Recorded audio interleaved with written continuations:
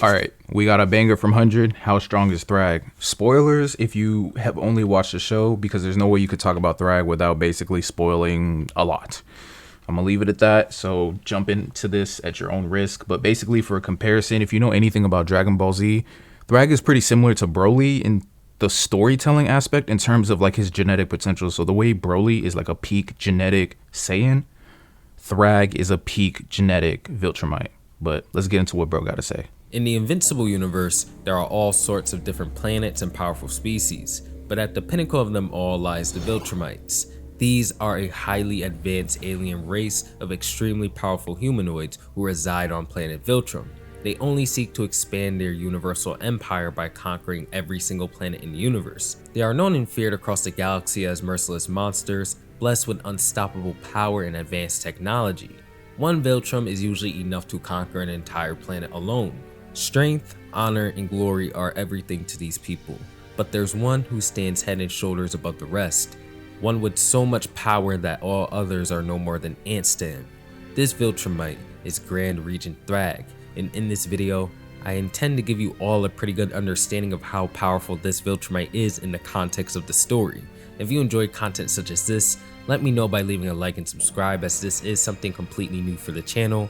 And with that said, let's get into it. To begin, I think I should give a little bit of context when it comes to the character of Thragg in Invincible.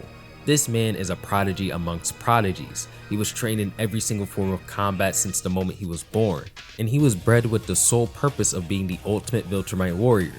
He's basically Broly if the Saiyan race accepted him. That's crazy. I promise you I have not watched this video already. But I mean, that's a good analogy. This is literally just like peak genetic potential, bro. Instead of exiling him. After the Viltrumite Civil War, he was the one to come out on top and be crowned as Grand Regent of Viltrum. The Scourge virus would come soon after this and wipe out the pure-blooded Viltrumite population to 50. At this moment, Thragg would further resolve himself to conquer all of the galaxy, and he would see to this by any means necessary. After Mark would defeat Conquest, one of the more powerful Viltrumites who was supposed to take Mark's place in conquering Earth, he'd decide that it's time to pull up himself. From there on, Thragg becomes nothing short of an evil genius menace that gives Mark and friends complete hell every time he appears. And with that established, let's get into all of his stats and abilities. Yeah, literally every time Thragg shows up in the comic, it is buttholes clenched because you do not know what's finna go down. Everyone's life is on the line when that nigga show up, for real. To begin with his physical strength, the man is so powerful that it's comical in the context of the series. Soon after overcoming the undefeated Conquest, Mark tries his luck against Thragg, who simply sends Mark flying through space with a swipe of his hand. Later on in that same fight, Thragg is able to grab both Nolan and Mark at the same time by the neck, brutalize them, and then call off the battle as he did not want to eliminate any more Viltrumites, basically giving them mercy because he's so confident in his strength and their inability to do anything about him. As I go over Thragg's feats to only reinforce how much of a grip he has on the series, you're going to begin to notice how extremely similar he is to Broly from the movies, and how his strength is portrayed and how he completely dominates his opponents. We see that as the series continues, Thragg manhandling our boy Mark becomes a pretty normal thing. Although it's kind of a joke that Mark gets mollywopped a lot in Invincible, you also have to remember that Mark continuously grows in strength at a very fast rate in this series, especially starting from the battle with Conquest. And even despite all of Mark's— Yeah, because the thing they also kind of ripped from Dragon Ball Z, now that I'm not ripped, but maybe they adapted it, maybe they didn't, maybe it's just like a unique occurrence in both instances, but Viltrumites also have Genkai boost, Zenkai boost, where they get stronger every time they come back from like the brink of death and shit like that. growth. Which is why it's such a benefit that they live so long, because the more they fight, the more they're going to get strong. So it really never makes a difference when it comes to Thragg. Facts. Of course, the best display of Thragg's strength comes from his battle against Battle Beast. I do think this fight is more of a showcase for Battle Beast himself, as it finally shows the viewer what he's truly capable of, whereas we already know that Thragg is a monster of monsters. But I think the most important piece of information we get out of this fight is the fact that nobody interrupts it, because they know that their interference may be detrimental to the outcome of the fight, as they were all relying on Battle Beast to be the one to take down Thragg. Moments like these are usually made to convey that these two characters are on a level of their own, and anybody else is just an ant in their way. Thragg's physical strength is obviously at the peak of the verse. I mean, even in the final saga of the series, we see Dude throw his own children at Mark as projectiles to hurt him, and they end up exploding on impact and dying from these throws. It's crazy. Lastly, Mark alongside 2 other Viltrumites were able to completely destroy planet Viltrum. Keep in mind that this event is supposed to take place soon after Season 3's conclusion. Not only this, but we see Mark massively restrain himself throughout most of the series, yet majority of his battles result in him destroying tons of cities and buildings and all that jazz. And with these being feats from Season 3 and 4 where Mark is nowhere close to his peak at the end of the series, Thragg should be sitting far above this mark, and he should be able to replicate these feats 10 times over if he desired. Thragg can also match Battle Beast blow for blow. This is the same guy that was ripping apart Ragnars with ease. These Ragnars are mindless beasts that the average Viltrumite are told to avoid, and more than likely cannot beat. I find the best way to describe Thragg's strength is to describe him in this light. What Mark was to Omni-Man in their first battle of the series is what Omni-Man, a very above average Viltrumite, and every other Viltrumite, is to Thragg. At least, I think Omni-Man is top 5 strongest Viltrumites actually, which is crazy. It's like, it's Omni-Man, it's Mark, it's Nolan, Anissa, Conquest, Krieg, maybe? They never show any of his physical feats, and he's literally a scientist, so I don't know if that means he's strong, but he has a high like position in their ranks and stuff like that. I'm trying to think, bro. Yeah, actually, literally, but Thragg is so far above them that it's literally a joke. Up until the 500-year time skip. Moving on to the speed of this walking a very above average Viltrumite and every other Viltrumite is to Thragg, at least up until the 500-year time skip. Moving on to the speed of this walking calamity. He doesn't really have that many outstanding speed feats as all the Viltrumites in Invincible seem to be extremely fast, but they're there. Coming back to the previously mentioned first confrontation between Thragg, Mark, and Omni-Man, we see that Thragg was more than capable of catching Mark, who was trying to flee while Nolan was holding Thragg off. Then as Nolan would catch up to the two, Thragg would be able to instantly react to Nolan's appearance and impale him with his hand. This one movement here, displaying his insane reaction and travel speed all in one. Most impressively, Thragg is able to easily dodge Space Racer's Infinity Blast. This is a character who was able to easily track and follow a Viltrumite who flew from one solar system to another.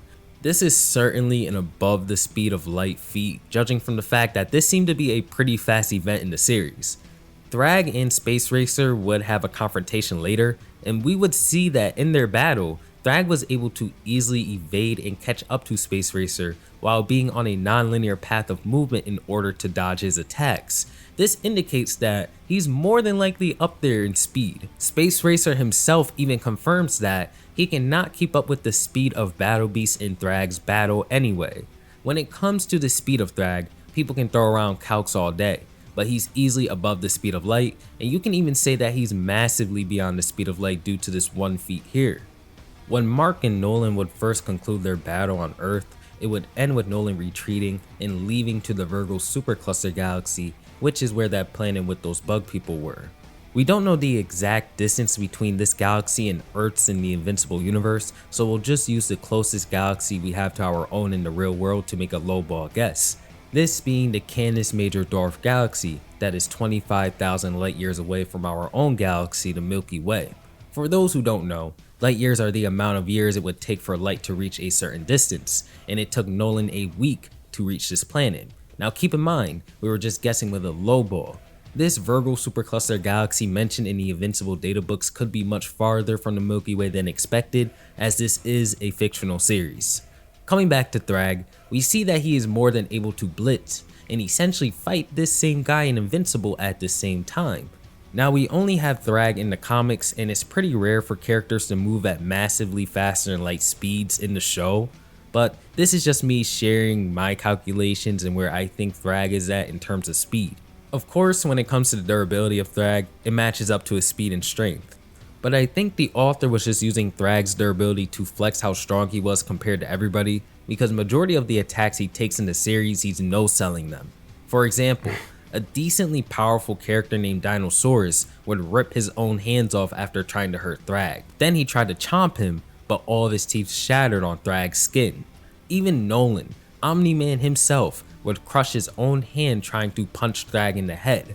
Then Mark would tackle him just for Thragg to brush him aside as if he were an ant.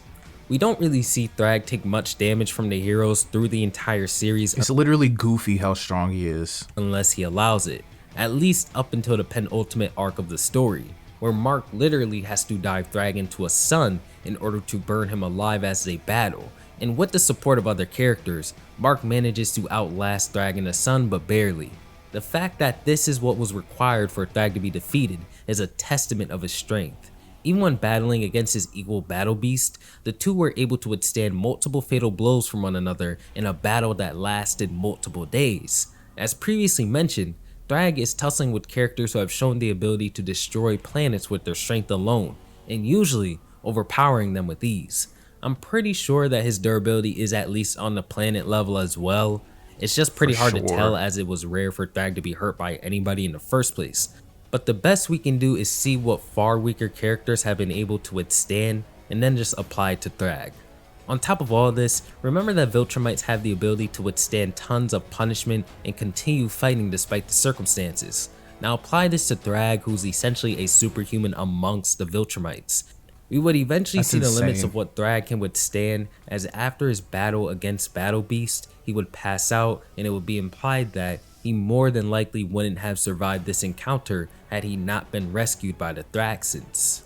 Now when it comes to his intelligence, Thragg being thousands of years old and the leader of a super alien race that had conquered majority of the galaxy and provided majority of the planets with super advanced technology even compared to Earth, I think it goes without saying that Thragg is a very intelligent person.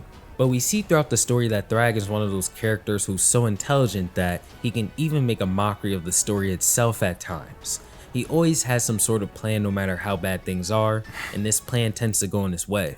For example, when he would be exiled by Nolan and lose his entire army due to Nolan's heritage as the rightful heir to the throne being revealed, the first thing he'd do is go find the Thraxans, make a ton of hybrids like Oliver, just so he'd be able to create his army of mini Thraggs ASAP, as he knows that they age pretty fast, then prepare himself for a war against the coalition after he lost all of his army.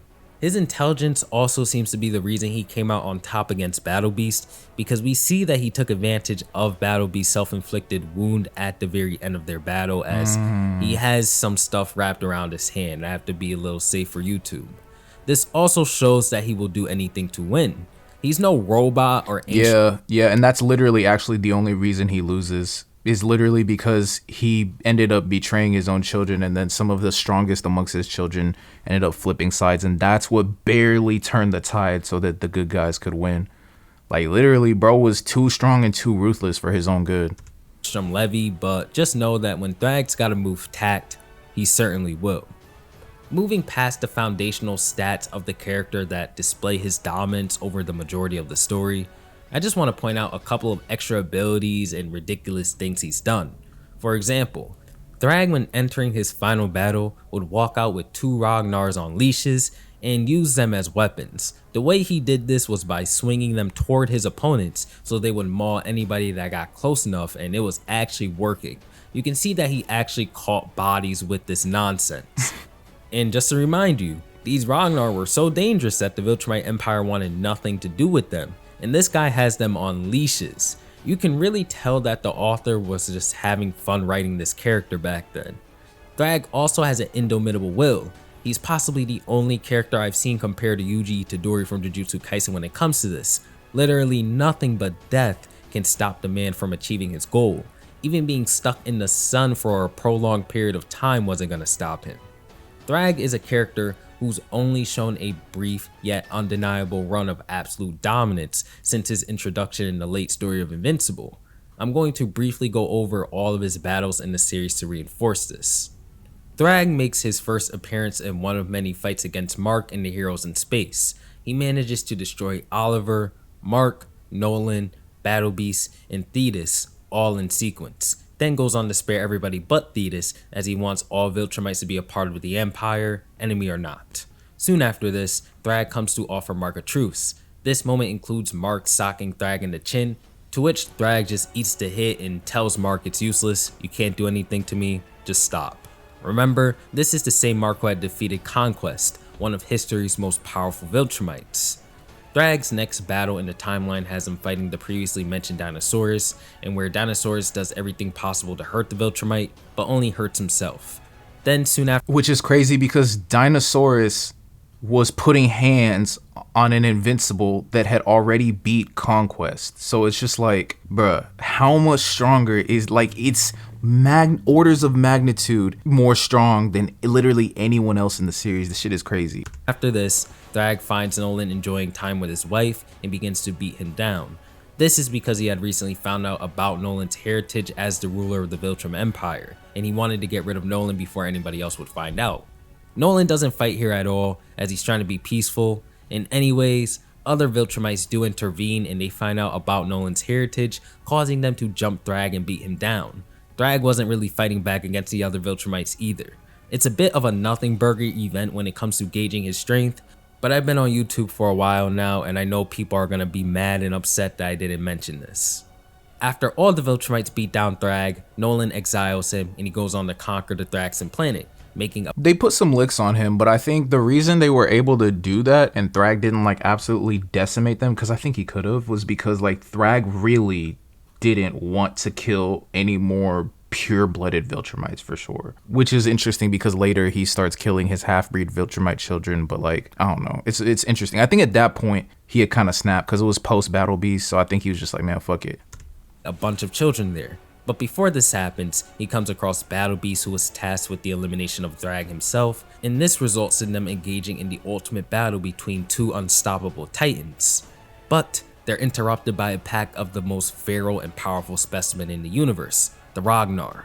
One of them really damages Thragg, and this causes Battle Beast to panic as he wanted nothing to interrupt this battle, and they make a truce to quickly dispatch the creatures. Yeah, which is why it's kind of, like, Battle Beast wasn't tasked. They kind of just told Battle Beast where the strongest nigga in the universe was, and Battle Beast was like, bet, let's get to boxing. Once completed, Battle Beast does some damage to himself to even the odds once more, Crazy. and the two engage in their battle.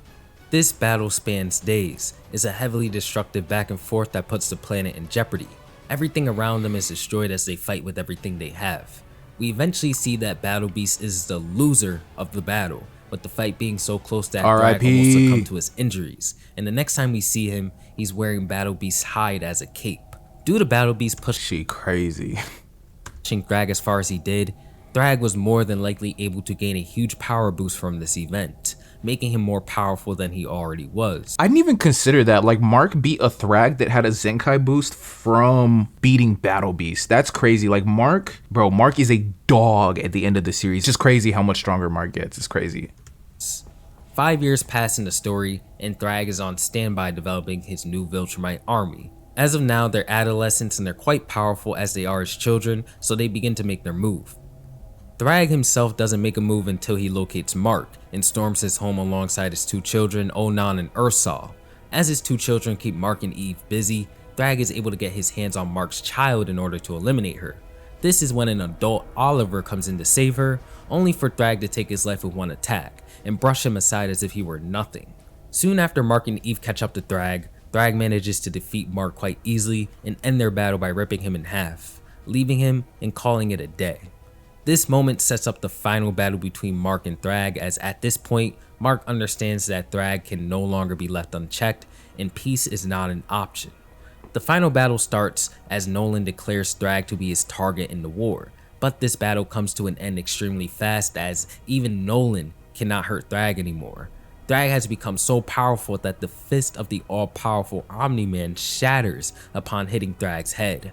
Mark tries to jump in this fight to help his father, but Thragg simply swipes him away and says that he'll be dealing with him soon after. Thragg goes in to charge Nolan, but Nolan retaliates with a headbutt to Thragg's face, breaking his nose. This causes Thragg to get sick and tired of fighting him, so he impales him and then rips him in half. Mark, seeing this, becomes enraged and takes over the fight, and Nolan has become incapacitated. As Mark's frustration is only growing and he witnesses Thragg take his own children and throw them at Mark, He claims that he will not allow Thragg to sacrifice his children anymore.